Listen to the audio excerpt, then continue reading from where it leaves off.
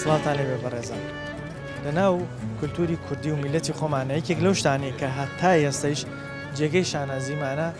شیرازەی خێزانی کوردیە کە تیایدا ڕێزی گەورە و بچووک ڕێزی دایک و باوک ڕێزی ئەو کەسانی کە تەمەنێکەکەن لەناو خێزان دەبێنەوە ڕێزیان دەگیرێت ئەمە هەر لە کۆنەوە لەناو کووردا هەبوو بەڵام ئێستا لە پەرلەمانەوە دەیانەوێت بەپێی یاسا هەندێک یاسا دەرکەن کە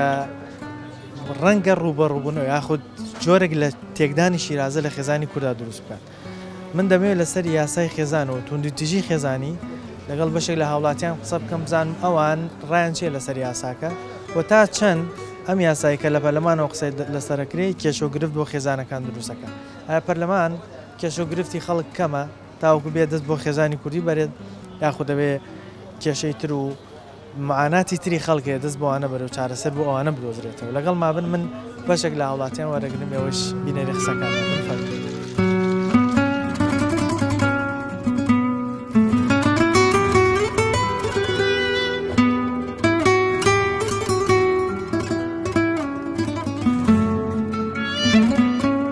ئەو پەرلەمانی ئەوە دەرەکە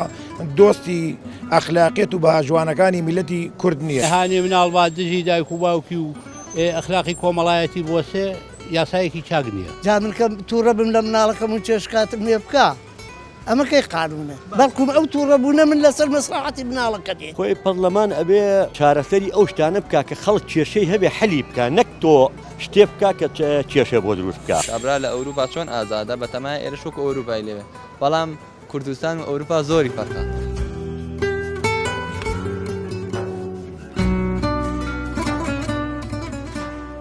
حاجی یان سەلام عەلەیکە سەلام بەخێر بێت باشش کرد سەلامت بیاخوا سپاس دەکەم حاجی جەنابەت خێزانداری بەڵێ باشە چی ئەڵێ لەسەر کولتوری کوردی و خێزانی کوردی وەڵڵاهی کولتوری کوردی و خێزانی کوردی ئەڵێم ئیسە چۆنە هەر لەسەر ئەو قانونە ئەگەر باشتر کری ئەوە باشترە تا هەموو شتێک ئێستا لە پەرلەمانەوە دەیانەوێت دەستکاری هەندێک یاسا بکەن تایبەت بە خێزان تا ڕادەیەک شیرازەی خێزانی کورد ئەگۆڕدرێت ئێستا بۆ نمونە ئەگەر دایک و باوکێک لە منداڵەکان تووڕە بن منداڵەکە توانێت کات لە دایک و باوکی بکە و دایک و باوکی بەگیر بدا تۆ چێڵێ وەڵام منەوە قەت بەڕاست نازانم چونکە ئەو کولتوری ئێمە نییە دەسوودی ئێمە نییە ئێمە تا ئێستا ئەو دەسوورەمان پاراستووە کە مناڵ ڕێزی باوکی گرتووە ڕێزی دایکی گرتووە ژن بە گوێی پیاوی کردووە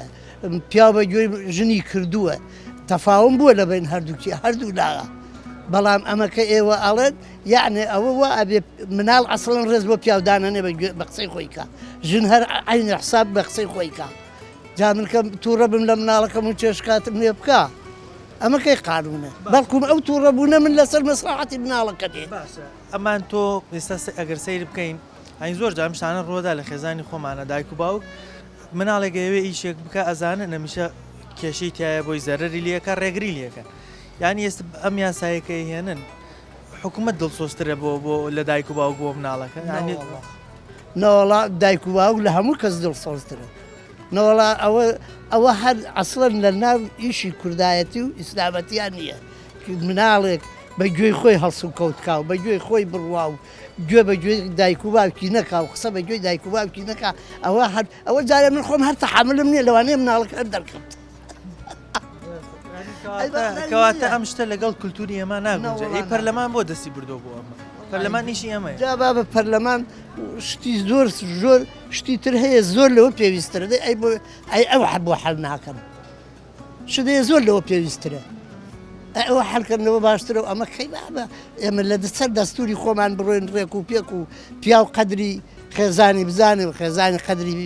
مێردەکەی بزانێ و مناڵ بە ڕێک و پێکی بەخێ و کەیت و بە ئەخلاق و بە ئەدەب و نەک تۆ بڵێ ڕۆڵەوری شەمەکەویش یەکسەرە هەڵسێ چێشکاتی لێکا ئەمە هەر قانون نییە یاسا بۆ هەموو کەس زەرورە دەمەبستم خێزانانی ئەو خێزانە کولتوریەی کە ئێمە هەمانەوەکو کورد ئایا پێویستی بەوەیە ئەم یاسا تازایانەی وڵاتانی ڕۆژاوە هاوردەیەرە خۆکە خۆمان ڕزگارمانە بێت شەشەمان نامێنێت یاسار خۆی پێیابێ وەکو بە شێوازێکی گشتی ئایا کێشەی خەڵک ئەمە دەستکاری یاساکانی خێزانی بکرێ یاخۆ دەبێ بۆ من دەست بۆ کێش و گرفتی تر ببرێت کە خەڵکی ئێستا بەدەستیەوە نابێت ئەوی خەڵک کێشێتیان ڕۆ بلانی ژیانێتی معیشەتەکەیە ئەو شانە هیچی ئەبژێوی ژیانی ئێستا هیچ کێشەیەک نیە لەوەیە ئەمە زیادەیە بەتاشی دیاربینی کۆمەڵان بیکە ئەمان باسیەکەن ئەرەوەڵە بۆ دەستی بۆ بەنیانی ئێستا ئەو هەموو گرفتەوەکو تۆڵێ هەیە مەژوڵکردنی خەڵە مەژوڵ بێ تۆنی کە بیر لە هەندێک شت بکەیتەوە بیر لەوەکەیتەوە لە ناو خێزان و ماڵی خۆتا چی بکەیت چی نەکەیت تێگەیت چۆن سەرکەوتوو بێ بەو جۆرێ ینی سەبە پێوی یاسایە بێ حکومت خۆی بەدڵ سۆسترە زانێ لە دایک و باوک بۆ منداڵە وایە ئەو خۆی بێوا بێ لە ڕاستیە بەڵام وانە وڵی خۆیەوە شتێکی باش نیە لە ئاسا باش نییە ناوەڵا باش نییە احتام خۆشە ڕێز هەیە ناو کەس و کار و باوک و خوشک و برا و دایکە بەستەویست نازانم ما هەچوش یەک قاقسێکە لە خۆیەوە نازان بۆیان چییە دوای ناگونجێ لەگەڵ ئەم کولتوری ناگونجێت گریمان خوا نەخواستە سبەینێ تۆ منداڵێکت هەیە ئەم منداڵە دەیەوێت کارێک بکە تۆ دڵسۆزی بۆ کە وەکو باوک کە نایڵ ئەم کار ئەزانی ئەو سەریەمی شەکی کێشەی هەیە زەرری لێکە ئایا حکوومەت دڵسۆزترە بۆ منداڵەیە دایک و باوکەکە خۆی دایک و باوکە چه حکومەتیش ئەگەم ئیشەکە نیاڵم میشۆ خراپە بیکات تویشی خراپ بکات نایڵم بیکات حەزەکەم شێکات باش بێت سوودی هەیبێت بۆ منیش بۆ خۆشی ئێمە کێشە و گرفتمان کەمە لە وڵاتە تا ئێستا پەرلەمان و حکوومەت دەست بۆ دەستکاریکردنی خێزانی ئەمە وڵای دەستگایشی ترکن دەستگایشی خزای من نەکەن خێزانی خۆمان پارێزین بە پارێزی باش تاقم کەسەوە نییە من خۆمی پارێزم باشەوە لە خەڵکیکە هەز ناکەم یاسانی شوێنی دیکەی وڵاتانی دیکەی هاوردێ وڵات ئەوروپایە دەستوی وڵە بەکارێنی دیگەرە نییە بەڵام ئەوروپا لە هەموو شتێکە ئەگەر لە پێشێمەوە بێت لە ڕووی خێزانیەوە ئەوروپای وێرانە ڕاستە لە ڕووی تەکنەلۆژی ئەوروپا لە پێشێ بەڵام لە ڕووی خێزانەوە ئێمە زۆر خێزانمان جوانترە لە وڵاتانی بالفعل وایە خزای من جوانترە خێزانی ئێوان لا ئێمە ئیسلام هەیە شەرع هەیە قانون هەیە شت هەیە لەوێنی تووری کۆمەڵایەتی هەموو شتێکمان هەیە هەموو شتێکمان هەیە هەموو شتێکمان بەس ئەوەیە چییە لێ پرسیارێکمان نییە ئێمە لێ پرسیارێکمان نییە وەکو چون لێ پرسیارێکمان نییە چییە سەرپەرشتیمان بکات لە حکوومەتەکەمان دڵسۆزێکی ڕاستەقینە نیمانن کوا نیمە چێ خەڵک لە بستانی ویخی ئەمریکا قەیران هەستە خەڵک پاری پێ نیە معاشی نییە خەڵشتی نییە دەست بۆ کێشەی ترە بن کە بەڵێ توی خۆ چاکە ئینجاوە چاکە توی خۆ تاوکە کێشی خۆت اینجا کێشی خۆت تەفرەقەش دروست ناکە بۆ منە لە نێوان دایک و باوکو من کوشن تەلاق درا برا تەلاق دراوە ڕفیقم هەیە وازی ژنەکەی ناو پاری پێ نەبوو معاشی نی کاکە سەر کاکە خەڵک پارەی بێت خەڵک ژیانی بێت ئەو نییە کارەبانیە بەڵزی نییە تا حد بەدان نییە کێشانەی چارەسەر بکردایە بەشێکی زۆر لە خێزانەکە جوانەکان هەمووی مای کەس ناچوو بە خالیش لەو جدیە ببرێ بکەنچێت کەس ناڕۆشت 2012 خەڵک وەسەی باش بوو خەڵکە هاتەوە لەو باش و زۆر باش خەڵک باش و خەڵک هاتەوە ناڕۆشتەوە ڕفیقم هێستا ناڕۆ هەلێری ڕفیقم هەیە خەڵتا خەڵک من ڕاکە هەموو ڕۆی کاکە ماڵ کاول و عایلەتێکش لێ خەڵک ئەم ئەوە کوژێەوە پارە ئەم ئەوە کوژێ پارە ئاین ڕاستی زۆر زۆر ناخۆشە زۆر ناخۆشە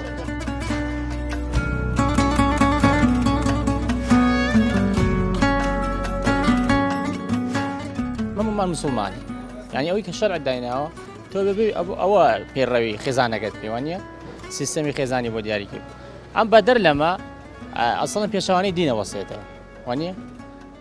وەزایدەن ئەبێت هۆکارێ بۆ ئەوی کە شیرازەی خێزان تێک بچێ ئەی تۆ بینی دایک و باوک و مناڵەکانیان ئەی وایە تۆ کە کەسێک هەر لە سەریکە لە هەر لە بۆ خێل لە خێزان و تا دەوڵەت تا سیستمی حکومڕانی ئەگەر کەسێک نەبێت چۆن لە سەرپەرشتی ئەو خێزانەکە سەرپەرشتی ئەو وڵاتە بکە ینی شیرازە تێگەچێ خۆی قسێکی جوانێ ئەڵێ بوونی خانمێکی زاڵم باشترە لە نبوونی لەبەرەوەی لە نەبوونیە فەوزا دروست دەبێت وایە ئەم سیستەمە ینی ئەم بوونی ئەو سیستەمی چۆنەڵی کەسی گەورە لە ماڵایە کەسی گەورە لە هەر شوێنێکە ڕێخستنە دروستەکە بۆ عیلێ ڕێخستنێکی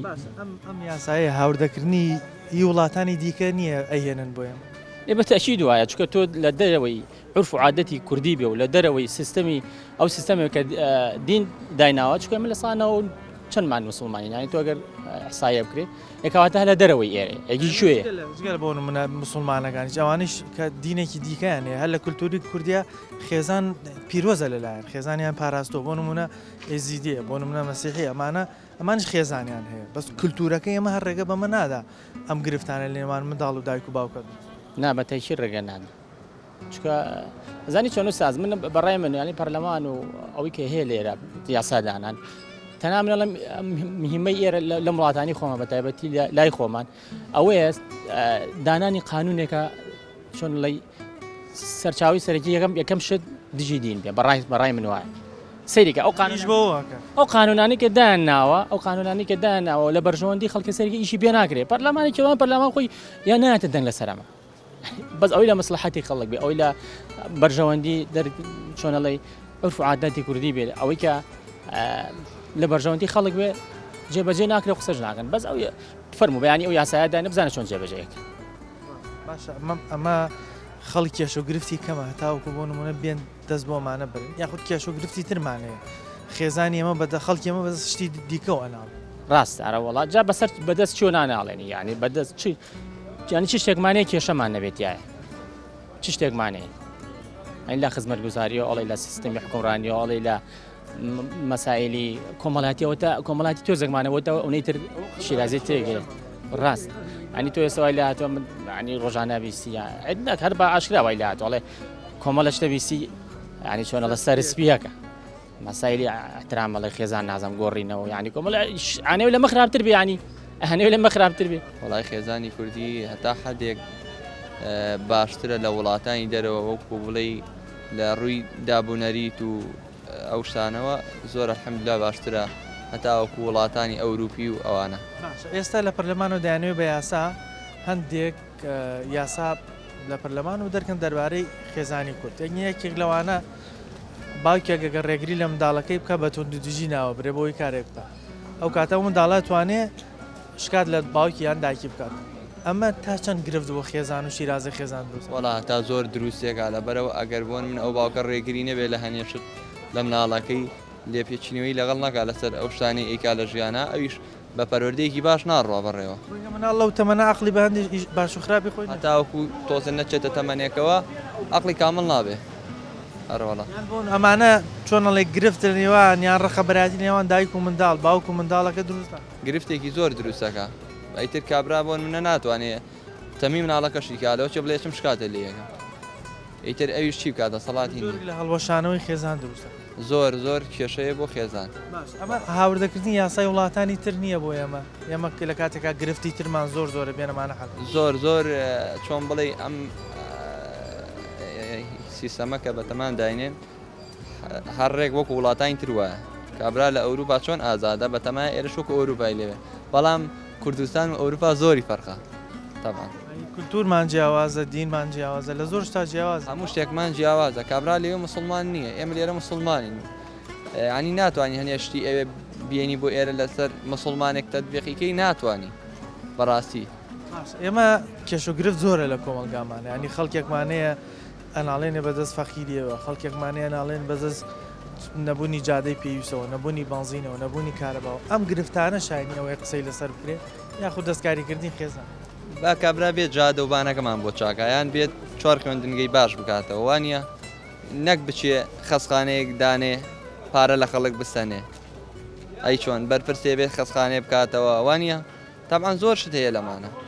بۆ پارە پیاکردن و گیرفان پڕکردنی خۆیان ئەگەر وابێ یانە کێشە بۆ مناڵ یانێ هاانێ مناڵ با دژی دایک و باوکی و ئەخلاقی کۆمەڵایەتی بۆسێ یاسایەکی چاک نییە بەس ئەگەر وەکو تری دێسە خۆ ئەم بێ ئەمە ئەم تۆڕە کۆمەڵایەتیانەوە مەجموعەیە یانێ کەناڵیش هەبوو یانێ پێش ئێوە حەزب دروست بوو هانی خەڵکی ئایە و باوک بۆی نییە لێپرسینەوە لەگەڵ ئەولایەکەی بکە هەچی کردووە بۆ خۆشی خۆی کردووە و بۆ زەوقی خۆی مناڵی بەدیێناوە غەسپە لەسەری بەخێوی کا ناگونجێ لەگەڵ ینی خێزان و کولتوری کوردی ناگونجێ یانێ شتێکی چاکە خۆی ئەو احترام و شتە هەبێ وەکو خۆی قەدیم هەبێ ئەوە هەر زۆر چاکە لە دینی ئیسلامی پیرۆزیشە ئەو شانە هەیە یانە شتێک هەموو جیاکراوەتەوە یانە ڕێک و پێکە خەڵکەکەت شیرازەی خێزان زەر ناچێت ئێستا تۆ بینی لە شوێنێکای گەڕێکێکە عایلەیەکی ئەبینیتە ئەبینی هەمووی وەکو نەظامێکی یعنی عسکەری بڵێن زەبت و ڕەبت ئەو پشووکە لەبەر گەورەکە هەڵەسێ گەورەکە هات یعنی تا ئەو دانانیشە و دانانیشانی احترامێکە گرێ ئەمە ڕێزە و ینی احترامێکە و یاسایەکە و ینی شتێکی جوانە ینی شتێکی جوان و کەلکوریە بەس ئێستا ینی خەڵکەکە بە عاموای لێ هاتووە ینی گاڵتەی لێ لەو شانە هەڵ ئەمە شتێکی کۆنە و باوی نەماوە و احترامەوە ئەم یاسایە هی وڵاتانی دیکە نییە کە دەهێنن بە وڵاتی ئەمە وڵی یاسای ئەگەر هی وڵاتانی کە بێ شتێکی چاک بێ با بێن بۆ ئەم وڵاتی ئێمەش و خەڵک ئیشی پێوە بکە بەس ئەگەر یاسایەک بە کەڵکی کۆمەڵگەی ئێمە نەیە بەکەڵکیەوە نایە یانە حەسە دەنگیشی لەسەر ئەوەی کێشە حەل بکە کێشە زیاترە کێشە زیاد کاروەڵا یانە یاساکە ئەو کاتە و گرفتە دایک و باوک با بڵێ مناڵ و باوک لێکەکە ینی دوژمنایەتی خاتە نێوانێ مناڵەکە بڕۆژکات بە مناڵ ڕەنگە عقلی بە زۆرشت نەشکێ خۆ ئێستا برا ئێستا هەرتۆ ئەم تۆڕ کۆمەڵایەتێ نییە وای کردویانی گەنج ئێستا ئەبینی وەکو مناڵێکی بچکۆلە هەیە ئەمریشی 18 ساڵن 90 ساڵە شتێکی پێڵێ ڕۆڵەگیان ئەمە غەڵەتە ئەمە وامەکە ئەیکا تا دەستی نەکەوێتە شاڵەکەەوەم لاولا ئەڵێ مەچۆ سواری ماتۆڕ مەبڵە زانی ئەو سەریم شتێک کێشە مەچێ بەدکە ئەچێ لێ تووشی شەڕێگە بێ یان لەگەڵ زەلامێ شەڕێبێ و شتێگە بێ ئەو وەختێت تۆڵێ باوکە ڕاستەکرد یعنی قەناعەتی نێ ئەم تۆڕ و کۆمەڵایەتیە خۆی سیفادەی هەیە بۆ خەڵک گەیانێکی سەریع ئەو یانێ ئۆشارکەرەیەکە بەس یانێ بۆ مەجموعەیە خەڵک بە خراپ بەکاریێنێ شتێکی چاک نییە.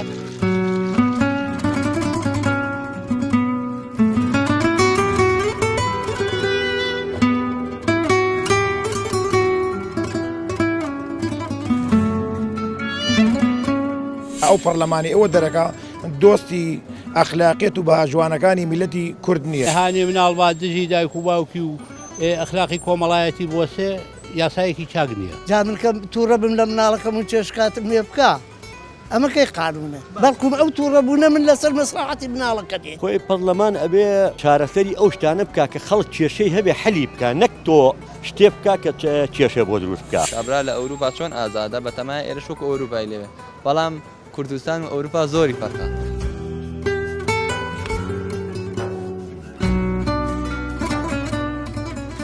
ئێمە وەکو کوردێکێک لەو شتانی جێگەی شانازیمانە پاراستنی خێزان جەناب چیڵێ لەسەر خێزانی کورد و کللتوری کوردی وەڵای خۆی خێزان چەند بپارازێ بیپارێزین زۆر شتێکی باشە ئەتە لەلایەن یاساوە بێت لە ناوی کۆمەڵەوە بێت لە ناوە خێزان خۆی بێت یعنی یاسا ئەبێ خێزان بیپارێزین ئێستا بە پێی یاسایەکە لە پەرلەمان خەریکی نیشی لەسرە بکەن و هەندێک خاڵی تێدایە کە لەگەڵ کولتوری ئەمە تێگیرانی هەیە باشە بۆ نمونەسبینێت تۆ منداڵەکە دەیەوێت ئیشێ بکە تۆ ڕێگری لێکەیان تۆڕە بیان زلێکی لێدێک بۆی ویشە نکات دەزانی ئەو سەری باش نییە ئەو منداڵە توانێت شکات لە تۆ بکە بڵێ باوکم توندوتیژی بەرامبەر کورد ئەمە شیرازەی خێزانی ئەمە تێک ناکات ئەزین چۆن ساکە ئەمە ساکە لە ئەوروپا باوە ئەڵە مناڵێک ئەمری 7 ساڵە 7 ساڵە زلێکی لێن کۆلی ئەوانش بێزارن ئەو شیرازی ئەوان شتێک چووە بەس ئەوە بکونی بۆ بەعزێ خێزانێکدان کە خۆی خێزانەکە پرتو بڵاوە خۆی خێزانەکە تاو نییە ئەگینا خێزانێک ڕەوشی ئیسلامی هەبێت لە ئەمریکا بێ هەر مناڵی نوێژەکە و ڕەوشی ئیسلامیە ئەگەر ماڵەکە بخۆنەوە هەر ئەخۆنەوە لە هەڵەبجەیش بێت لەبەرەوە ئەو یاسانەکە دانێ ئەبینن نسبەیەکی زۆر پێویستی پێیەتی یعنی ئەگەر هەبێ باشە نەش بێ هەر باشە شیرازەی خێزانی کوردی ئەمە ئەن کللتوری ئەمە ڕێگە بەم جۆرە یاسانەدا کێشە و گرفتمان بۆ دروستەکە یاخود کێشەمان بۆ چارەسەر ئاخرە سەری کە ئێمە خێزانی ئێمە هەر ئێمە نین لە بڵین لە ساحەکە ئێمە نین لە ساحەکە زۆرینەی ئەم میلەتەی خۆمان مسلمانە ئایا نابێ یاساکان خزمەتی ئەم زۆرینە مسلمانە بکە یاخود بۆ کەمینێ ئەگەر زۆرینە بێت پەرلەمان شەر زۆری نابێت ئەگەر کەمینە بێت لە پەرلەمانە کەمینە بێت بەڵام ئەگەر یاساکە زاڵ بێ یاساکە زۆر گرنگ بێ ئەوە نسبەی ئەبێ نسبەی دەنانی پێ بێت ئەگەر زۆر بوو ئەوە تاو ینی شتەکە یاساییە بەڵام شت نییە تو ئەو شتەی کە لە پەرلەمانە بێت لای ئێمە لە ساسەوە باش بیان خدار بێت شت نییە ینی تۆ یاساک دەرەچێ هیچ خێزانێک گەلکە نەخوا لە پەرلەمان بڵێن ئەوە یاسایە و زۆر کەس دەنی پیاوە تۆ شت نییە لە ماڵیەکە نەخۆی بیخۆ یعنی نابێ جێبەجێ بکرێت شت نییە جێبەجێکی خۆت خێزانی خۆ دەگەڵ بەدڵ نییە یعنی زۆر کەس ئەچێ بۆ خارج لەگەڵ خێزانە خەڵقەکە مەلاکە ژن و پیاو تۆ نایکی مەیە زۆر کەسەیە ڕەوشی خۆی لێ شتێک نایە ئەش هەیە بە یەک دەقەتێکیە یعنی منم شت نییە خۆت جێبەجێ بکەیت ئەو شتێک کە تۆ بەدڵ نییە بەڵام ئەوەی کە کۆمەڵ هەمی بەدڵێتی زۆر یاسا هەیە لە ئەوروپا لێگەی خۆ کۆمەڵەکە ناوە بەدڵی زۆر خەزا بەدڵی نییە بەس کە بوو بە یاساتر لە ئەوروپا بووی پێش نا بەس زۆر شتانە سەرخێنەوە بە هینی ڕژنامیسی خۆم ئەوشانە شتان زۆرە سەرخێنەوە یعنی من ئەڵێم ئابەڵێگەن من ئەڵێم هیچ شتێک خۆت خێزانی خۆت بە خۆت بکەیت تێک ناچێت ئەگەر لە نەرویدش بیت لە فنلەندا بیت ئەوەیە یاسا لە وڵاتی ئێمە کامەیە نازانم کامی یاسا باسەکەی تۆ ئەم یاسایی کە لەسەر خێزانەیانەوەیش بەخوا نیمانە یاسامانی هەرکەس بۆ خۆی ژی و بە عقلی خۆی چێ بەڕێوە من لە مناڵەکەمان تۆ لی نایت ئەو لێ ئەو لی نا پێ دوای یاسا جێبەجێ ناکرێت ترازاوە ناوەڵات جێبەجێ ناکرێت شوێنێکە جێبەجێکرێ نەختێ زوڵم و شەقی لەگەڵ بێ لە خۆ جێبەجێ ناکرێت بەڵام ئێستا تۆ خوا نەخواستە ئیشەڵامە قەت ڕوونادا سبەینێ لەگەڵ منداڵەکە تا کێشەیەکتان بۆ دروست بێ ئەو دەیەوێت ئیشێ بکات تۆ شتە منێکتەی ئەزانی ئەم نیشە ئەو سەری غەڵەتە ئەچێ شکاتت لێەکە ئەو کاتە بە پێی یاساکە ئەو شکاتە ئەتوانێت تۆ بگرێت تۆ بەگیر زای خۆم وەرەگرم و بڕۆ بەخێرات ئەی خێزانەکە چی لێات ئەی ڕێزی باوکو و دایک چی لێات ئەو یەکە دیوت وەکەی بینی ڕۆژانە چی و گوێ لێ و چییە بیستی و چییە وزەری و چارەسەری ئەم وەزای ینی کە خەڵک کێشە و فریامانکەوی ناترازاوە رازاوە ئەرە بەخ نمونە خراپت وای لێزان نمونە خراپت لای تۆوانە بێ زۆر سەلام عەلەیکم سەلام خێزاندار بەڵێ چی ئەڵێ لەسەر خێزانی کوردی و کولتوری وڵی ئەمڕۆ هەر کەسە خۆی ئاقلەتێکی هەیە با وای لێ هاتووە ئەڵە علم پێشکەوتووە مۆبایلێکی پێ تۆ قسەی بۆکە ئەڵێ تۆ کۆنەپەرستی گاڵتەی لە قسەکانی تۆیە یانی تۆ من مناڵەکەم لە پۆلی سێکە قساکەم گاڵتەی لێ ئەوەی کە ئەو لە بەردەرگا فێری بووە ئەوە وەرەگرێ بەپێی ئەم یاسایی کە ئیشی لەسەرەکرێ تا چەند کێشە بۆ گرفتی ئێمە دروستەکە خێزانمان تێکەدا ئەنی سبەینێ بۆ نمونە تۆ منداڵەکە دەیەوێت ئیشێوکە تۆ ڕێگەری لێەکە ئەو مناڵە توانێت شکات لە تۆ بکە تۆ بدا بەگیر ئەمە هەڵوەشانەوەی خێزان نییە ئەمە گرفت و شیرازەی خێزانمان تێک نادات ئەمڕۆ تەکنەلۆژیا بە جۆرە پێشکەوتووە ئێمە هەر قسەیە بکەین ئەڵێ ئێوە نازانین تۆ شتێکی بۆ بازەکەی و دەمێکە بیستێتی لە مۆبایلەکەی بەپێی یاسا ئەم یاسایی کە لە پەرلەمانەوە دەرەکرێت پێت وایە خێزانی کورد بەم شێوازەی کە ئێستا هەیە لە کۆنەوە هاتووە بمێنێتەوە یاخود بگۆڕێ بۆ شێوازێکی دیکە و خێزانمان بە شێوازی تر دروست ئێمەڵن ئینشەڵا باشترە بێ ئێمە چاوەڕوانی داهاتوویەکی باشە بین ئینشەڵا وەختی خۆی ئێمە کە لە ماڵی باوکمان نبووین بەقەدە هەموو دنیا ڕێزمان لە دایک و باوە گرتووە بەڵام ئێستا ئەم جیلی ئێستا ئەو ڕێزە لە دایک و باوک ناکردن زۆر زۆر سەردەمی ئەنتەرنێت و فەیسبووکە دروست بووە بەڕاستی ڕێزگرتن زۆر نەماوەکو جارە من وەختی خۆی ینی وەختی خۆی لە ماڵی باوکمان کە دانیشت تا سێ مناڵم هەبووە نەمتوانیوە ڕیش بتاشم سیرەکەی ئێستا مناڵەکەی خۆت نییە قاچی هەڵواسی و قساکان نییە بازڵی بەسەر این ناکە بەپێی یاسایەکە لە پەرلەمان و ئیشی لەسەرەکرێ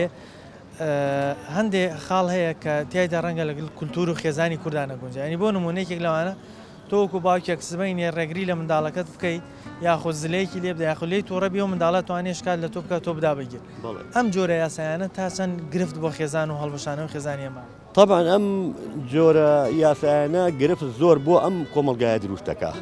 دروستیەکە بەڵێ تۆ لە پەرلەمانە بتەوێت مناڵ کە ڕێز لە دایک و باوک نەگرێ و مناڵ بەعزێ شت بکە نەتوانی قسە بکەیت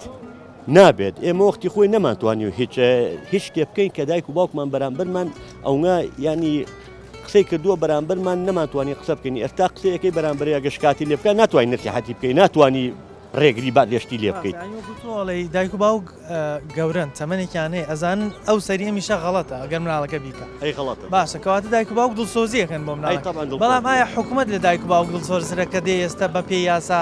ڕوبەڕوویم دایک و باوکە بێت من ناڵم قەت حکومەت لە دایک و باوک دڵسۆزترە قەت دڵسۆزتر نیە نەوەڵڵا دایک و باوک دڵسۆزترە حەزەکە مناڵەکەی زۆر زۆر لە خۆی ئاقڵتر بێ باشتر بێت تووشی غەڵەز نەبێ کوام شتە باشە ئەوە بکات بەڵام بەعزە قەرارێک کە دەربچێ بۆ مناڵی ئێستا بەڕاستی لەوانەیە باش نەبێت گونجاو نەبێت لە تێکدانی خێزانی خێزانی دروستە بێت تاوان زۆر ڕاستە کێشە چارەسەر بکە کێشە دروستە کێشە دروستەکە بڵێ ئایا ئێمە وەکو خەڵک ئێستا کێشە و گرفتی کەمە تاوەکو پەرلەمانی سا دەست بۆ شتانە بەرێ یاخود پەرلەمانە بێت دەست بۆ چارەسەرگرین کێشەی تر بەرێ کە خەڵک بەدەستیوە ناڵێ خۆی پەرلەمان ئەبێ چارەسەری ئەو شتانە بکە کە خەڵک کێشەی هەبێ حەلی بکە نەک تۆ شتێ بکە کە کێشە بۆ دروست بکە یانە بازە شتێک هەیە کە مناڵ و جیلی ئەم تازەی ئێستا کە بتوانێت ڕێزی باوکو و دایک بگرێ ئەو چارەسەرانە حلکاکە کە لە ئایلە و لە هینی ئایلە هەیە نەک بتوانێت بەعزێ شت هەیە کە دۆزینەوەی چارەسەر بدان نەک دروستکردنی کێش ئەبێ هەوڵی دۆزینەوەی چارەسەر بدا بڵێ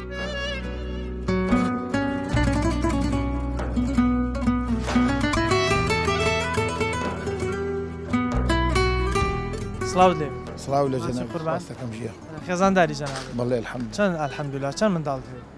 وڵات تقریبان دە زیاتریش 11 دە زیاتر بەڵێ 11 وانەی بڕێیشان چیەڵێ لەسەر خێزان و ڕەسەنایەتی کوردی تا چەند خێزانی بە جوانی هێشتوتەوە وڵات ڕەسەنایەتی کوردی ئەوەی کە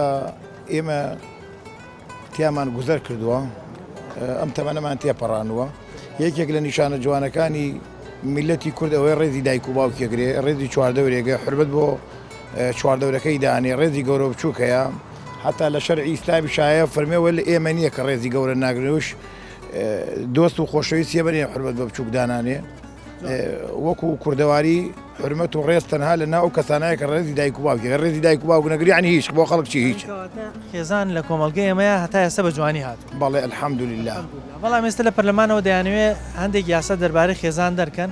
کە ڕەنگە جۆرێک تێگیران لەگەڵ کللتور و ڕەسەنایەتی ئێمە دروستە یەکێک لەوانە توندوتیژی خێزانی ئەنی سبینێت تۆ منداڵەکە توانێت شکات لە تۆ بکات لە بەروی ڕێگری لێ کردو کارێک نەکات ئەمە کێشە چارەسەرەکە خودت خێزان هەڵەوەشێنە ئەوە ئەگەر بتوانم بێ کەلیمە جوای بیتەوە تێکدانی خێزانە نەک ئەو هەڵوەشاندنی خێزە جامە نەگەر مناڵەکانم حسان بۆ نەکای باوکی چی و دایکی چی وشتی چی سۆزیان بۆ مناڵی ڕێز لە باوکو دایکی نەگرێ چاوەڕێی چی لێگەی لە جاتیەوەی کێشە چارەسەر بکە کێشەکەی گەورەتری ئەکا و دروستی شەکا و تۆ ئیسفادە لەو کۆمەڵە یاسایە ناکەی کە ئەوە دەرئەکا ئەو پەرلەمانی ئەوە دەرەکە دۆستی ئەخلاقیەت و بەهاژوانەکانی میلەتی کورد نییە چونکە ئێمە هەر شواردۆرەکەمان وەکو عێراق و تورکیا و سووریا و ئێران و هەر شواردۆرەکەی خۆمانەوەی باوەڕی بە باوکو دایکی خۆی هەیە جامە مناڵەکەم شکاتم لێ بکە بڵێ نەی تەماڵۆ چۆن خۆشەویستیم بۆی هەیە ئەمە جۆرێک لە هاوردەکردنی یاسای وڵاتانی ڕۆژاوانیە بۆ ئێمە ڕەنگە بەس لەوە فەشەلیانێ نابێت قوربان هەر نابێ بۆ ئێمە ئەبێ ئێمە باوەڕمان بەوە بێ کە ئێمە هەچ کەسێ بڕای بە کەلتور و کەسایەتی خۆی نەبوو ئەو کەسەی ئیسفادەی لێ ناکەی هەر پیاوێک دکتۆرای هەبێ لە مێشک و دەمارە عەقڵی سەقافەتی کۆمەڵایەتی نەبوو ئیسفادەی لێ ناکەی لەبەرەوە ئێمە خەڵکێکین باوەڕمان بە دایک و باوک و وڵات و نیشتمان و خاکمانەیە هەرچەند دەوڵەمەند بی ئیسفادە لەوە ناکەی ئەگەر باوک و دایک و خۆش نەوێت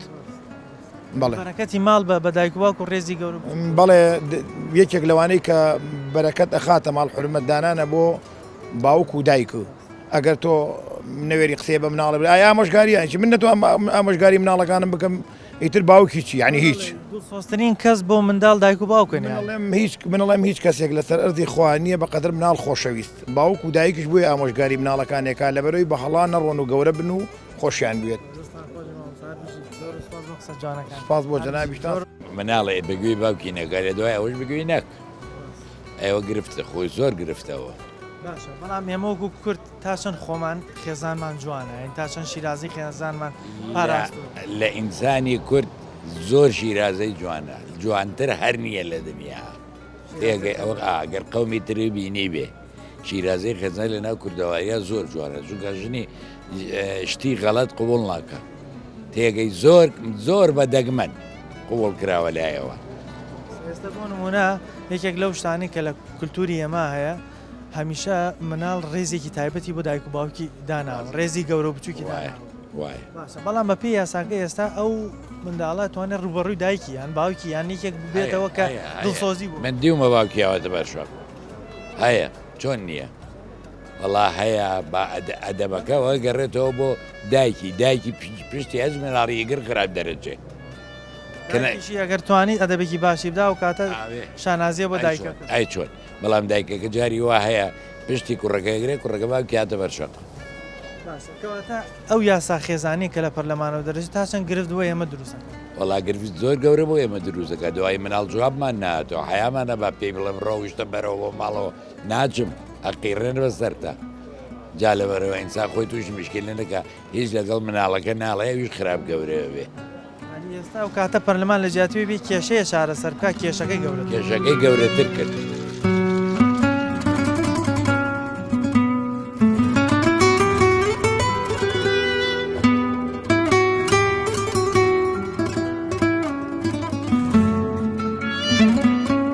ئەو پەرلەمانی ئەوە دەرەکە دۆستی ئەخلاقیەت و بەهاژوانەکانی میلەتی کورد نییە هاانی مناڵ با دژی دایک و باوکی و ئەخلاقی کۆمەڵایەتی بۆسێ یاسایەکی چاک نییە. جا من کە تووڕە بم لە مناڵەکەم و چێشکاتم لێ بکە ئەمە کەی قانونە بەڵکوم ئەو تووڕەبوونە من لەسەر مەسلحەتی مناڵەکە دێ خۆی پەرلەمان ئەبێ چارەسەری ئەو شتانە بکە کە خەڵک کێشەی هەبێ حەلی بکە نەک تۆ شتێ بکە کە کێشە بۆ دروست بکە. کابرا لە ئەوروپا چۆن ئازادە بە تەمای ئێرە شوک ئەوروپای لێوێ بەڵام کوردستان و ئەوروپا زۆری فەرقە.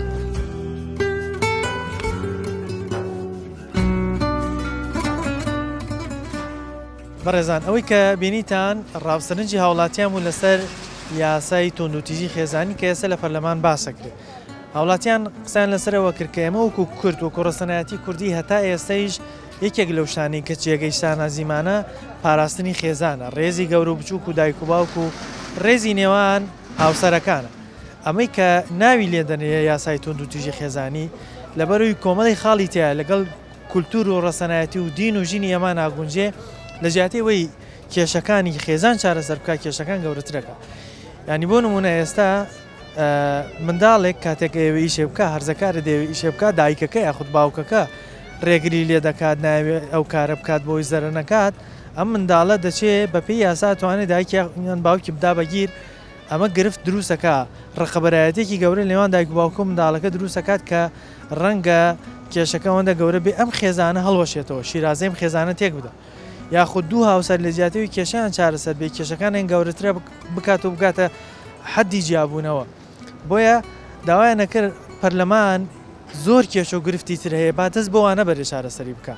خەڵک بەدەست کۆمەڵی خاڵی دیکەوە دەناڵێنێ بە بێوانە چارەسەر بکە ئەگەر لە خەمی خەڵک و لە خەمی خێزانی کوردیایە. بەنامەیەم جارەمان پێشکەشکردن تا بەرنامێکی تر و تەوەرێکی تر بەخوای گەورەتان سپێرم خواتان لەگەڵ.